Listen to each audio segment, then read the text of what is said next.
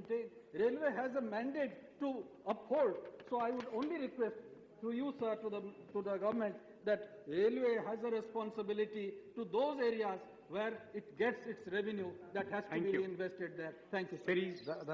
धन्यवाद अध्यक्ष उपाध्यक्ष महोदय जी। मैं I think there's some communication gap. There is no, lot of state government has come forward and said that we'll take 50% of the cost.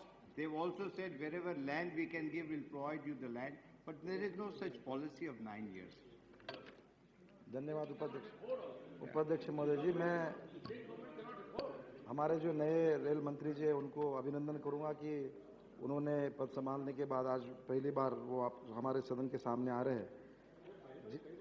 नहीं ऐसा नहीं। देखिए, आज जो डिमांड है उनकी मांग है, आज तक हम उनसे मांग रहे थे, आज वो हमारे से मांग रहे हैं। तो मैं समझता हूं कि मैं ज़्यादा समय नहीं लूंगा। मैं एक बहुत ही गंभीर बात है अध्यक्ष जी कि रेलवे के रिजर्वेशन सब हमारे सांसदों को दिए जाते हैं कि भाई आप ऐसे ऐसे फॉर्मेट है, आप लिख दीजिए। बहुत बार ऐसा होता है कि सांसद लिखते हैं कि भाई ये रिजर्वेशन है, डालने के बाद उसका रिजर्वेशन कंफर्म नहीं होता है।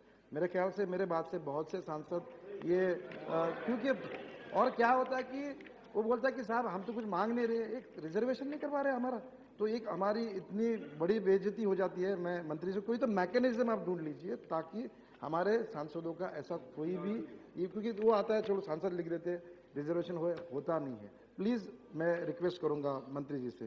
दूसरी बात है कि clarify because lot of honorable MPs have asked, sir, the system is like this, which please understand, and I also, when I was MP, I also had such problems.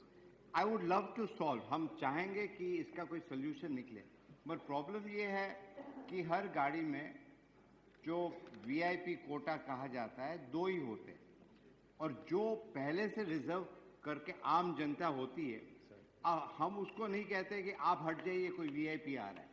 जिस दिन हम करेंगे उस दिन जनता, आपको पता है आपको और हमारे को क्या करेगी, और वो उचित भी नहीं होगा क्योंकि कोटा ज्यादा नहीं कर सकते। यहाँ सप्लाई और डिमांड का है, मगर चेष्टा ये होती है कि ज्यादा से ज्यादा कोशिश ये की जाते हैं कि सबको एकोमोडेट किया जाए, खास करके जो बीमार हो, कहीं इमरजेंसी हो, उसके लिए आप मुझे खुद मिल सकते हैं और मैं खुद शामिल हो जाऊंगा आपके साथ। नहीं धन्यवाद मंत्री। मैं अध्यक्ष यही बात है। नहीं अभी मैं संजीव जी आप जल्दी बोलिए। नहीं धन्यवाद। मैं मंत्री जी ने तुरंत हमें इस बारे में जानकारी दी, मैं धन्यवाद करता हूं। सर मंत्री जी, नवी मुंबई में एक बड़ा एयरपोर्ट बन रहा है जो जल्दी सरकार उसको कार्यान्वित कर रही है, बनाने की कोशिश कर रही है, नवी मुंबई। तो मैं चाहूंगा ये मुंबई के लिए दूसरा एयरपोर्ट बन रहा है। मैं चाहूंगा कि हाई स्पीड रेल जैसे दूसरे देशों में बनती है कि 2 अलग अलग हवाई अड्डों के बीच में जल्द से जल्द एक अड्डे से दूसरे अड्डे जाने के लिए एक हाई स्पीड रेल एक प्रस्ताव रखा है। मैं चाहूंगा कि रेलवे इसके बारे में जल्द से जल्द अपने बारे में कुछ रिपोर्ट बनाए। ये है स्टेट गवर्नमेंट इसके प्रस्ताव के बारे में बहुत ही पॉजिटिवली वो उसको बना रही है।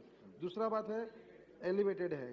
दूसरा बात है थाने रेलवे स्टेशन। सर पहली देश की रेलवे जो चालू हुई वो मुंबई की जो विक्टोरिया टर्मिनल कहा जाता था, अभी का CST स्टेशन है, और थाने।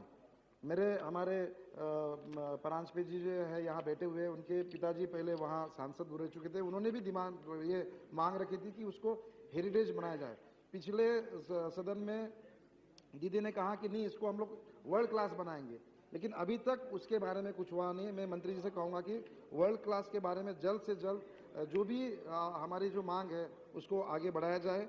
मैं ज़्यादा समय नहीं लूँगा क्योंकि ये PPP बेसिस पे है, पब्लिक प्राइवेट पार्टनरशिप बेसिस पे है। ये शायद क्योंकि मुंबई जैसा जगह है जहाँ पैसा भी है, लोग भी वहाँ पैसा डालने के लिए तैयार है। अगर ये होगा तो थाने के लिए बहुत बड़ी मांग होगी। और मेरे ख्याल से हमारे सहयोगी जो आनंद परांजपे जी ने कहा कि सबसे ज़्यादा वहाँ आबादी आ रही है, सबसे ज़्यादा आबादी का जिला थाने जिला बना है। मुंबई में आने वाले उत्तर प्रदेश यानी कि नॉर्थ और साउथ सबसे ज़्यादा लोग वहाँ आते हैं, तो ज़्यादा स्टॉपेज वहाँ मांगी जाती है।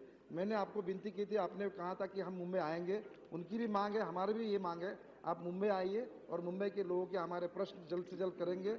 वहाँ जो हमारी जो लोकल चलती है, आपने 9 से 12 डिब्बे की 12 से 15 की, मैं मंत्री जी को धन्यवाद करता हूँ, लेकिन कुछ टाइम है उसको हमें एडजस्ट करने की जरूरत है।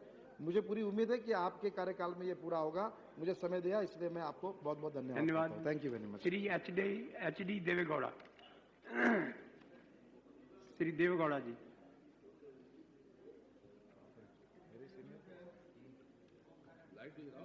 Reading the number of projects which are pending from last 15